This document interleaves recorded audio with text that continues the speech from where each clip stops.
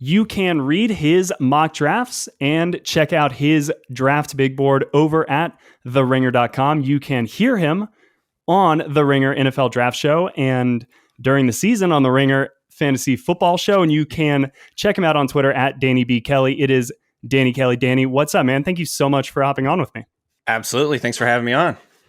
All right. So we're going to, dive into the draft as you've been covering really, really in depth in all facets, all mediums over at the Ringer. So, who better to kind of get some expert opinion on. And you just had your fourth mock draft come out this week. I was really surprised actually to see who you had going to the Falcons. I think it makes sense. And in listening to your most recent actually podcast, it seems like it's a little bit of a rising player on your board. And that would be Alabama wide receiver Jameson Williams. Of course, there's an injury involved with him, but explain a little bit about why you decided to make Jameson Williams the pick for Atlanta at number 8. So, first of all, I think it goes back to, and this is something that had been rumored since the combine. You started hearing it at the combine. You hear about Jameson Williams. His ACL recovery is going pretty well, according to everything we've heard. The ACL injury in general is just not as scary to some teams as it used to be, because I think we've seen so many guys come back strong from ACLs. That's a good point. Just sort of the prognosis and the timeline is much more, I think, just well known and established than it used to be. So that's, I think, a big part of it too. And so Jameson Williams, to me, this is a sort of a dark horse to be the first receiver taken. And over the last week, we've seen a lot of reports start to emerge about that. I saw Mort from ESPN even said it today that there's a lot of rumors happening that he's going to be the first receiver taken. Dane Brugler said several teams have him as wide receiver 1 on their boards. And honestly, it makes a lot of sense because look, this receiver class is, I've been saying it this whole draft class, it's basically a vibes class. What do you want? Yeah. Every guy is different, right? So Drake London, who is some people's wide receiver 1, big, tall guy, jump ball specialist, really good, route runner. He reminds me of a smaller version of Mike Evans a little bit. Just, not the shiftiest guy ever, but he just bodies people at the catch point. He's just really good. Wins, he separates late, all that stuff. So he has the ability and the talent to be a number 1 receiver, but maybe some teams will look at a guy like Jameson Williams, who has elite speed, really rare speed to go down the field. And look, we've seen teams fall through this every year. I'm not saying that they're going to fall for Jameson Williams and he's not going to be good, but teams love speed. Teams are looking for speed. And honestly, the way that he can stretch a defense, the way that he can just burn past a corner, even a good corner, and get deep is such a game changer for an offense. And that's what OCs are looking for, is the ability to change the way defenses have to guard you, have to defend you, have to prepare for you. That's why a guy like Tyreek Hill is so important. And it was so shocking, frankly, to see the Chiefs trade him, because he's just that force multiplier type guy where, if you have him line up anywhere, you just got that safety on that side. It's going to have to tilt a little bit to his way. You're going to have to maybe play too high because you're afraid he's going to beat you over the top, things like that. So in addition to being extremely productive, a good route runner, very competitive guy. He's on special teams. He's punt gunning. He's just a football player. There's a lot of stuff to love about Jameson Williams. The main thing is just the injury, and is a team willing to look past that. I gave him to the Falcons because frankly, it doesn't look like the Falcons are going to be competitive in 2022. And so they have a little bit longer runway to build what they're building. And Jameson Williams, Kyle Pitts would be so fun. I just kind of just want to see that happen, honestly. So maybe that's part of it. But I think that's kind of the main deal is the Falcons. I don't think they're in a rut. They're not in as big of a rush as maybe some of these other teams to immediately have that guy come in, because he's not going to be able to play probably till halfway through the year. Yeah, it's not we need this guy to fill this specific need. And if we feel like if he could fit this role, that puts us over the top. That's obviously not where the Falcons are. Probably not, yeah. Does it worry you at all that the Kansas City Chiefs, after a year of seeing probably the most cover 2 in the NFL, and given that that's kind of seems like it's the way the NFL is going to take away, that the Chiefs were okay with parting with maybe the NFL's most dangerous explosive weapon, that maybe they were like, Right. if defenses can take Tyreek Hill away, then maybe he's not as valuable. Does that worry you at all about a player like Jameson Williams' future? I think it doesn't worry me. It is, I think, a very interesting point, because I think that the cover two stuff is very like prevalent right now. Teams are being forced to dump it off underneath. But a guy like Tyreek, a guy like Jameson Williams, they have similar ability to take like a little slant and just run. Right. We saw this Yeah. in the playoffs. Like Tyreek Hill just took a slant and scored a touchdown. Like, I don't My remember how favorite many play. yards it was. Yeah, I don't remember how many yards it was. It was like 70 yards or something ridiculous. But I think teams are always going to want guys like that, the game-changing type guys, the guys that can tilt the field in their direction, regardless of the schematic trends in the NFL at any given time. I think the Tyreek Hill thing was probably more related. I don't think it was because they were like, oh, we can win without him. I think it was just more like, we have to be pragmatic. We have Mahomes on a 10-year deal. There's really good receivers coming into the NFL every year, like 5 or 6 guys in the first round every year now. And that's never going to end, because there's just so many guys coming up through the ranks of football, all the way from like Pee Wee football or whatever. That I think that they kind of just look at this like, we have to build a team around our quarterback, paying a receiver $30 million a year when he's, getting a little older. Obviously I'm not taking anything away from Tyreek, because I think he's a really good player and like a game changing player. He listens to this podcast, so don't badmouth Tyreek. he'll come after you. Sorry, Tyreek. But yeah, like, I think generally speaking though, they just were looking at it as like, we need to be pragmatic about the long-term future. Their roster honestly was getting kind of bare. Like, they just need more depth everywhere. And I think that they saw that. And by the way, it sounded like Tyreek didn't really want to stay anyway. So it's kind of, it reminds me a little bit like the Seahawks situation with Russell Wilson. It was like, Tyreek wanted to go. Russell Wilson wanted to go. The teams were like, okay, well, we can get a lot for these guys. Maybe we just do this while they have a lot of value. So I don't know. That is a very good question though. And I think it's something that'll be interesting to watch over the next few years, if teams kind of figure out ways to combat it. Cause I'm sure they will, offensive coaches get paid too. And so it's going to be fun to watch kind of like how they combat that and kind of attack it this year. Yeah. And I mean, I think you could also say if this is a little bit of a vibes draft, like you said, or a pick your poison type of certainly receiver draft, because all of the guys seem kind of near each other talent wise. It's just their talents are in different areas. Yeah. You could see why teams would maybe defer to the Alabama receiver because recently we've seen Alabama receivers, and certainly with the Falcons, kind of have a little bit more success than say in Ohio State. But I'm curious because I saw the next 3 picks in your mock draft after Atlanta. Jermaine Johnson, Garrett Wilson, Kyle Hamilton have been 3 kind of popular mock draft picks to Atlanta in kind of recent weeks. Your thoughts on going receiver over maybe a help at edge with Jermaine Johnson, or a player who a lot of people feel like is perhaps the best in this draft, and Kyle Hamilton? Yeah, so the Hamilton thing I think is one of the most interesting questions for Atlanta, because obviously last year they kind of bucked trends and sort of convention by taking a tight end at number 4. And I think the main reason I'm not super I'm not like thinking it's going to happen that Kyle Hamilton will go is because I think that maybe they'll just like be like, we don't want to take another generally safeties are not top 10 players generally speaking, or for the most part.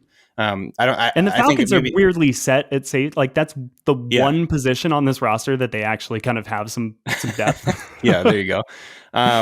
So I mean, that I think that's like, maybe that's actually not a realistic reason to like not give them Kyle Hamilton, maybe because it's like a new front office or whatever, and there's or not new front office, but there's going to be like they're probably not looking back at last year and like, this is how we have to make our decisions. But I think that there's just other positions that are much bigger need for them, I think. And, how they're going to rebuild the foundation of this team. They just lost Julio. They just lost Calvin Ridley at least for this year, probably for the long term at this point, it feels like. And so getting a superstar receiver that they can pair with whoever the quarterback is down the line.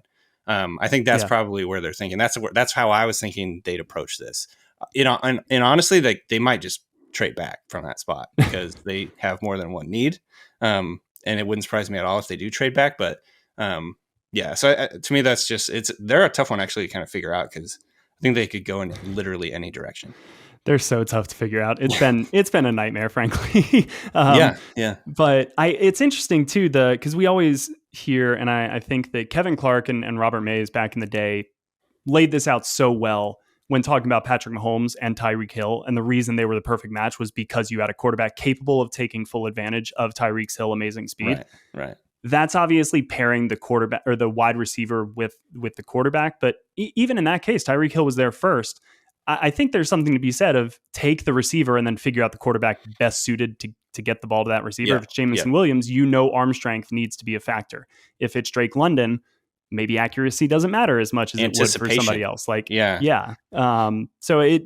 think there is some interesting part to that, or at least an argument could be made that's maybe a sound roster building thing. But you mentioned trading back. Yeah. Sorry, go ahead. I was just going to add to that point. I think you're hitting the nail on the head. Like, if you put yourself in the front office's like position, their point of view, they're basically Arthur Smith and everyone in the front office are going to be judged by like the next quarterback, right? And so having the foundation there to let this quarterback, whenever it comes, whether it's next year or the year after, because they have this bridge quarterback in Mariota, and I'm actually kind of excited to see how he does. I don't think he's going to be like a superstar or anything, but like he's been a good backup, and I think he has had the opportunity to kind of like, sit and learn and all that. So I think that they're in a position now where they can continue to build the foundation. You saw like Mahomes came to a team that was really good.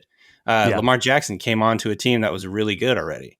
And these guys have had way more success than, for instance, look at Trevor Lawrence, one of the best quarterback prospects ever, goes into like a total mess situation, a barren roster, and even he looks like garbage. I mean, you look at Justin Fields, he was terrible for the most part. I'm actually so bullish on him, but like he didn't look good last year.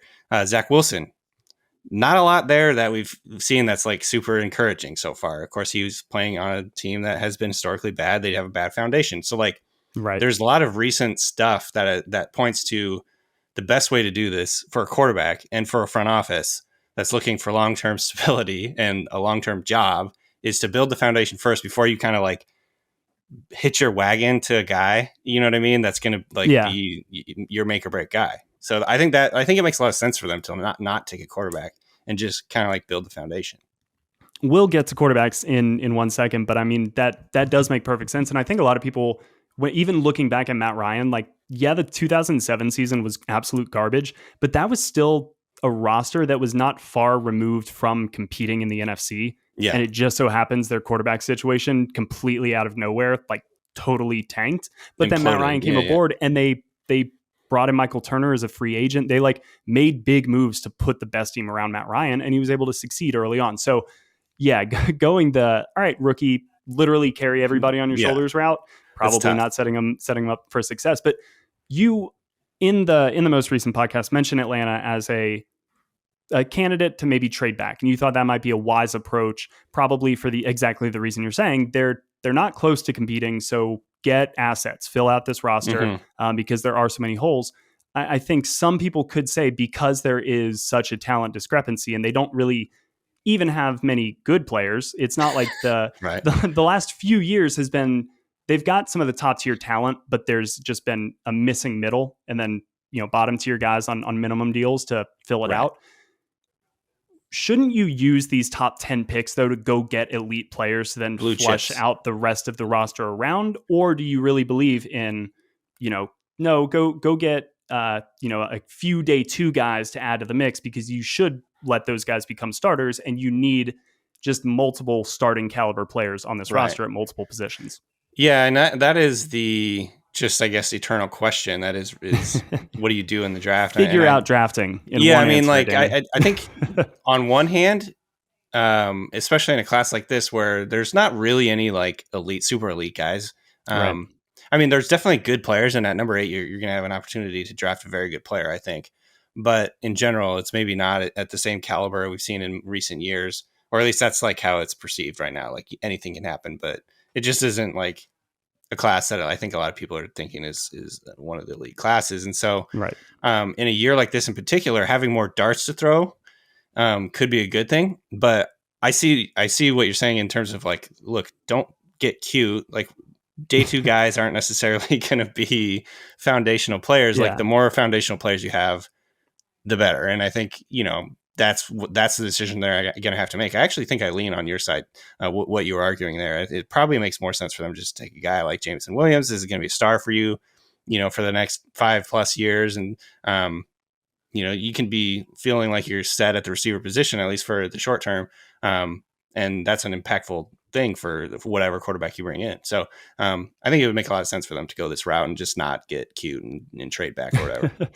Yeah, because you could look at it too as you hopefully bring on a lot of these picks, your success is increasing, and you're moving further and further in the draft, which is going to hinder your ability to land these blue chip prospects. So just get them while you got them, kind of deal. Yeah. But yeah, who knows? They're probably going to trade back 4 times in this draft. Sure. All right, so let's get to quarterbacks, because it kind of feels like for a team that has just moved on from the face of the franchise. Mm-hmm. Yes, they brought in Marcus Mariota, but there's really not been a ton of quarterback buzz, even though the Falcons have been out in force to every single quarterback pro day, which I don't know if that makes me 100% confident that they're not drafting a quarterback, because teams never make that big of a public show.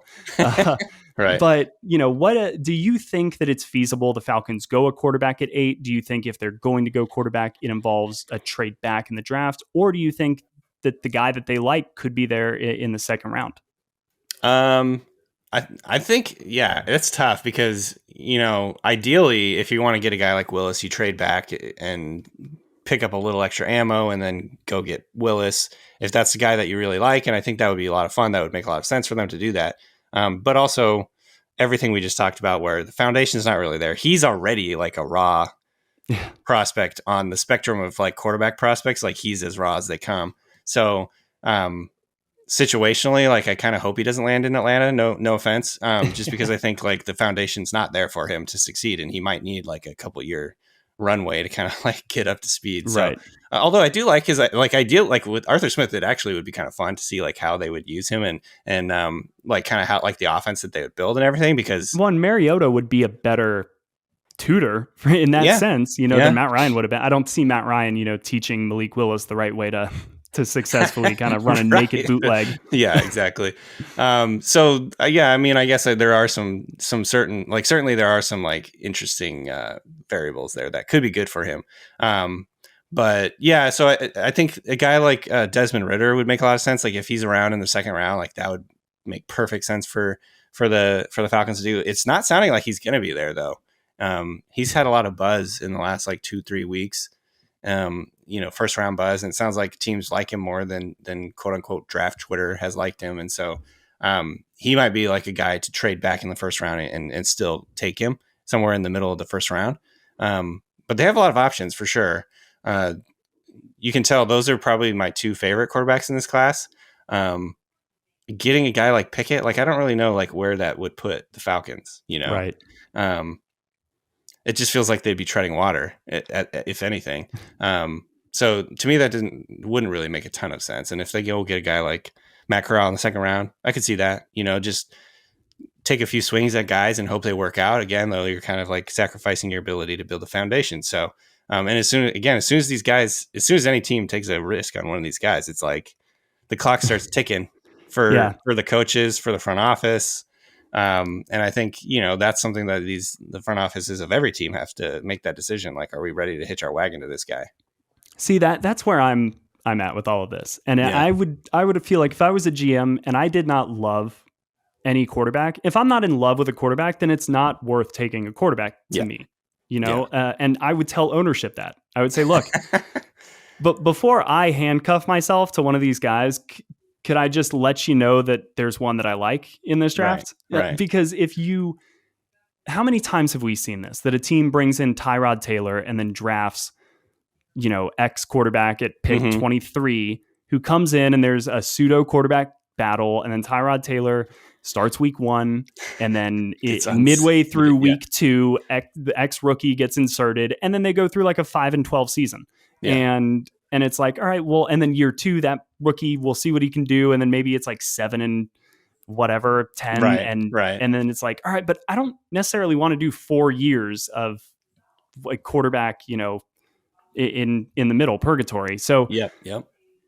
I'm with you. Just figure out kind of the rest of this roster. Marcus Mariota, I'm excited as well. I think things could get kind of funky and weird in Atlanta Yeah. because I certainly don't know the receiving situation. So yeah, I'm all for that experiment. From a fan point of view, like I think part of the whole rebuilding process too is like messaging. Like the front office, like Fontenot is going to have to like, I guess, prepare people to be bad. You know what I mean? Like I'm guessing right now there's probably not very high expectations in Atlanta for what the Falcons are going to do, and honestly, that's probably a good thing. Right. Like, I mean, they're low, but not through any kind of we're all in this together through this struggle. We arise stronger from the ashes kind of deal. No, it's more just people are what they're like. Wait, what's happening? Oh, okay, that's not all right. great. Well, hunker down. So that's kind of the mentality. But fortunately, Atlanta sports is kind of picking up the slack here lately. So good. If the Falcons were going to dip, now's a good time, I guess. It sounds like you think maybe the best case scenario for the Falcons would be pass on a quarterback in the first and hope maybe Ritter is there for them in the second. Okay. Yeah, that would probably be like the ideal situation, I think, for them. All right. So let's, outside of quarterback, it kind of seems like, and we've touched on this a little bit, but receiver and edge. Right at the end of the season when the Falcons were once again dead last by like an insane and horrifying amount in sacks, it was like, all right, cool. Edge. It's going to be edge. It's needed to be edge for a long time. This year, it kind of finally seems like edge in the first round is worth a damn. But then all of the stuff at wide receiver happened. And now it's like, well, edge can wait. They need wide receiver. Do you think the Falcons at number 8, if they hit on a wide receiver versus hitting on an edge, which has a bigger impact for this team, both in 2022 and then long term? That's a really good question. I think that kind of goes to philosophically, like what kind of team do you want to build? I personally believe you can't really compete in the NFL unless you have a really good offense. Like there's going to be outliers to that. There's going to be exceptions. By and large, though, you live and die by a quarterback being really good and like passing and scoring a lot of points, right? Like generally speaking. So the answer is which one has a better quarterback? I mean, like look at the playoffs. Like, you know, there's always exceptions, so people will point to those. But like, especially like in the AFC right now, you know, it's like just this freaking arms race. So I changed the overtime rules because people were upset Josh Allen didn't get the ball. Yeah. I mean, this is the reality of the NFL now. Is like you have these demigod quarterbacks that are just like freaking taking over games, and the rules are all tilted towards passing, and it's like basically impossible to play defense at this point. So like embrace the chaos and just try and find a good quarterback. If the Falcons are going to do that, they have to find a quarterback, of course, but like it's going to help them a lot to have a game-changing, field-tilting receiver. So that I think I'd lean that way, even though like traditionally probably edge would be valued higher, and I'm sure a lot of coaches probably still believe that edge is more important, and you have to get to the quarterback, of course, too. But I don't know. I lean again. Just if the Falcons aren't going to be successful, this front office and this coaching staff aren't going to be successful unless they find a good quarterback, and having a soft landing spot for that quarterback is crucial in my mind. So that's the route I would go. Again, that's like why I kind of think Williams could be the guy, or maybe it's like Garrett Wilson, or maybe it's Drake London. Who knows? But like, I think it makes a lot of sense for them to do that in you know the way that they're building this thing. Like Pitts, an elite receiver, like this is the Chiefs thing. That's Kelsey and Tyreek or whatever, you know. Well, so that's actually a good question here, because I think with Jameson Williams, the way I've watched him on film and from what I've heard and read, he seems maybe a little bit better suited to that Z role as a stretch the field number 2 option instead of your pure X receiver, which, you know, honestly, even Chris Olave and Garrett Wilson are probably better suited to that Z role. Drake London might be the only pure X in this class, but would you look at an offense that also contains Kyle Pitts? Is he your X in your mind? And then that allows Williams to play off of him in kind of his ideal role. Yeah, I mean, he can play that role. I don't think he's like a true X necessarily, but like in the red zone, he can certainly be an X. And they can do a lot of stuff where they do like trips to the right and Pitts on an island on his own over there, and like let him go do his thing and take advantage of mismatches and all that stuff. Yeah, and I think like, I mean, if you look at the Chiefs, like they don't really have an X either. Right. And like even if you look at sort of like what the Packers have done with Devontae Adams, like he's moving around the formation on every given play. Like he could be lined up anywhere on the field. He's not just like a traditional lineup on the outside and beat your guy. He's going in motion. He's lining up in the slot a lot. He's doing everything. So I don't think it's like you really need to get that X to like have success. It certainly helps to have one, but with the ways that offenses can kind of move around things, and Arthur Smith is a creative guy. Like he's done a lot of good, like creative things with his receivers and tight ends and things. So like, I think that there's definitely ways around that if you don't get an X. And like you said, there isn't really outside of, I would say, London and George Pickens, like it looks like an X. Outside of that, like there's a projection there. Like Burks I think he could play X, but he mainly played in the slot. Alec Pierce, college. Maybe. Yeah. But he's not like an alpha X, right? No, you know what I mean. Yeah, like he's like a role playing X. So I don't know. There's a lot of ways to skin a cat is kind of the bottom line. That's a good Sorry, way to put it. Bad expression, but yeah. No, hey, Panthers are in the division, so we can skin some cats. But day 2, let's talk about that, because I think that the way the Falcons go at number 8 could factor in a lot to their day 2. Yeah.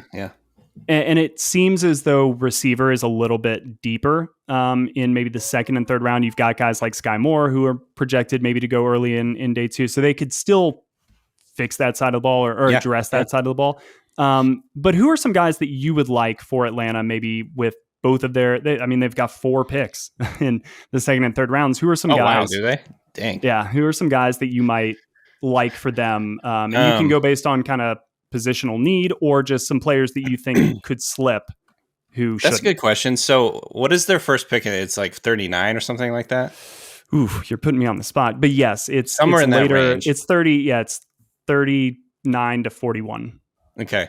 There's definitely some edges in there that I think are really intriguing that they could go for. And again, if you're looking, I wouldn't say try and do this strategy because it hasn't worked out for some teams in the past, but like a guy like David Ojabo, if you want another guy who could take a redshirt year, who is a top 15 talent, they're probably not going to go Jameson Williams and then David Ojabo and then have neither of them play in year 1. That'd probably be kind of just a bad like look, all Jalen Smiths. Don't do that. But like, if they go some other position at 8 or whatever, and then I think Ojabo would be an interesting one because again, he's going to need most of his rookie year to kind of come back from this Achilles injury that he suffered in his pro day. But down the line, like you can have a really dynamic pass rusher on the outside who's super athletic, has a ton of upside, and you get him at a huge discount because of the injury. So obviously it's a risk, but again, it's a massive discount.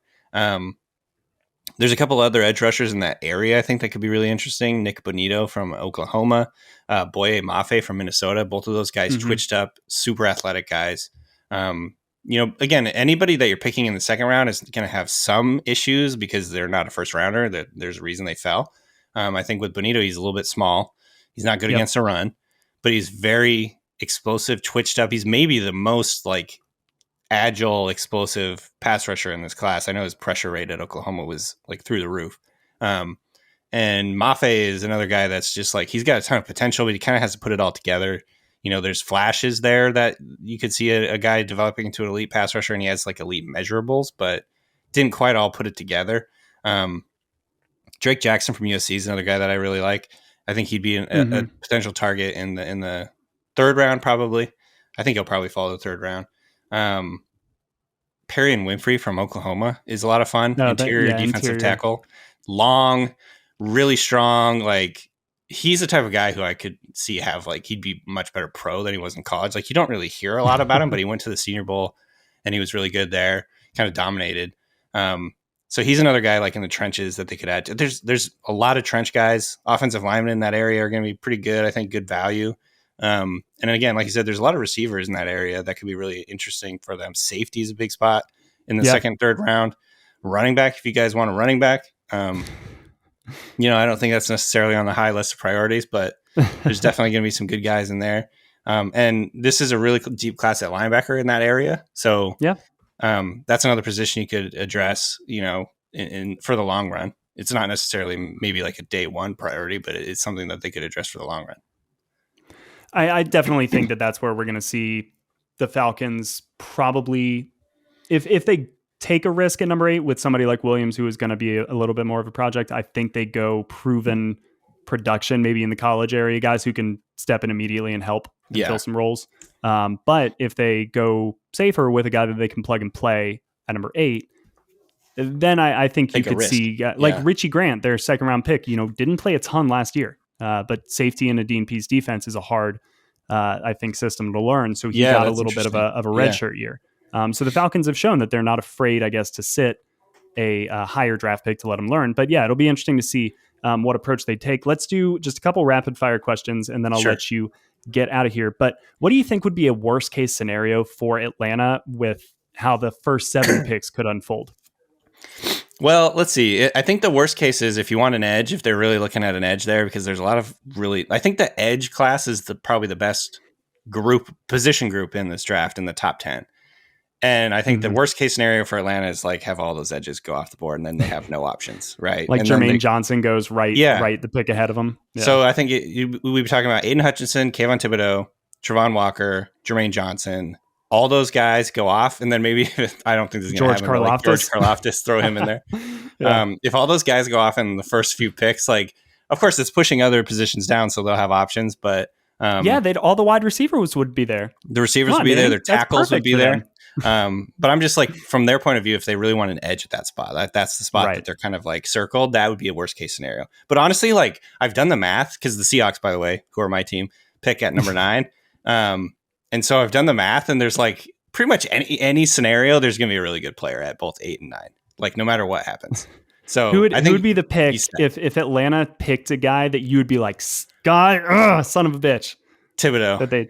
Thibodeau, if he was there at 8 and they just took him? I think Thibodeau fits what the Seahawks want to do, and he fits sort of like their personality. Like there's a lot of smoke around his personality being like a turnoff, but like Pete Carroll doesn't give a crap about all that stuff. So I think that would be a lot of fun. Plus he's like a really twitchy, athletic pass rusher, and that's exactly what the Seahawks need. I'd probably be pretty bummed if you guys took Sauce Gardner and didn't have him there for number 9. If that would, because I think that'd be another position that would really help Seattle kind of like get out of the defensive funk they've had over the last few years. What do you think would be a best case scenario? Best case scenario is run on quarterbacks in the top 10. And then that pushes all the talent down the board. And then you have your choice. Bailey Zappi, number 7. I mean, like imagine if Pickett has a chance to be number 6 to the Carolina Panthers. Imagine someone trades up to like number 2, or like the Lions just take Willis at 2. And then throw in a guy like Ritter, who's again, we never really thought about it like this, but like apparently teams really like Ritter. Maybe he goes, maybe like the Giants trade back, or the Saints trade into the top 10. Yeah, there's like 3 all of a sudden after spending the last 6 months talking about how crappy this quarterback class is, like 3 go in the top 7. Like I could actually see that. And Trayvon Walker is just sitting right there for Atlanta. Yeah, and then Atlanta literally they're in the catbird seat, because then they could trade back if they want and get a lot more for it, because there's maybe like a really good edge rusher there, or a really good corner, or a really good tackle. And that would put them in the catbird seat to like be like, hey, give us something really good here if you want to trade up in front of Seattle, because Seattle's going to take one of those premier positions. So yeah, I think that would be the best case scenario for the Falcons. Again, assuming that they don't want to take a quarterback, which I think we've established that's probably not in the best interest to do that at that spot. All right, last one. Just tap into your other expertise. Which draft pick would be immediately in line for a great fantasy rookie season if the Falcons take him?